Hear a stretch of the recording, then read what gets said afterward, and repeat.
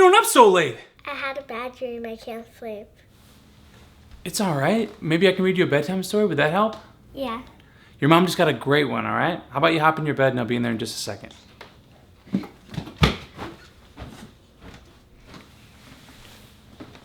Where'd she go? There she is. Alright, one of my favorite books. Caps for Sale.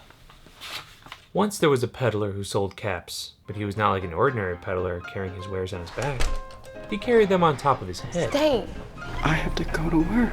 I want you to stay. Sweetie, I have to go.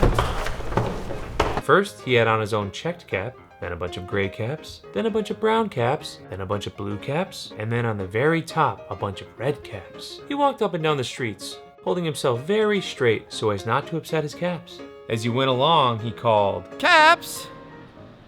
Caps for sale! 50 cents a cap! One morning, he couldn't sell any caps. He walked up the street, and he walked down the street calling, Caps! Caps for sale! 50 cents a cap! but nobody wanted any caps that morning. Nobody wanted even a red cap. He began to feel very hungry, but he had no money for lunch. I think I'll go for a walk in Central Park, Said he, and he walked out of town, slowly, slowly, so as not to upset his caps. He walked for a long time until he came to a great big tree, That's a nice place for a rest. thought he, and he sat down very slowly under the tree and leaned back little by little against the tree trunk so as not to disturb the caps on his head. Then he put up his hand to feel if they were straight. First his own checked cap, then the gray caps, then the brown caps, then the blue caps, and then the red caps on the very top. They were all there. So he went to sleep. He slept for a long time. When he woke up, he was refreshed and rested. But before standing up, he felt with his hand to make sure his caps were in the right place. All he felt was his own checked cap. He looked to the right of him, no caps. He looked to the left of him, no caps. He looked in back of him, no caps. He looked behind the tree, no caps. And then he looked up into the tree, and what do you think he saw? The cave. Hey! Hi! No, silly. On every branch sat a monkey. On every monkey was a gray, or a brown, or a blue, or a red cap. The peddler looked at the monkeys. The monkeys looked at the peddler. He didn't know what to do.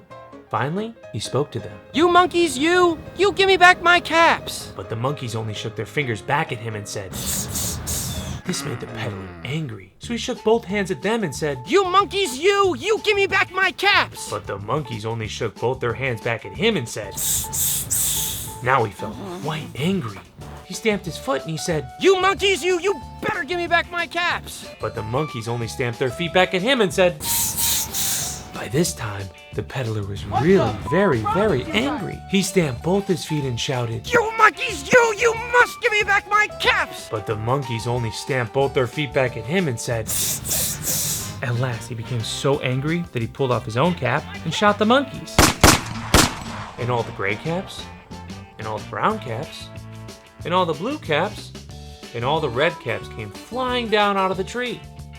So the peddler picked up his caps and put them back on his head.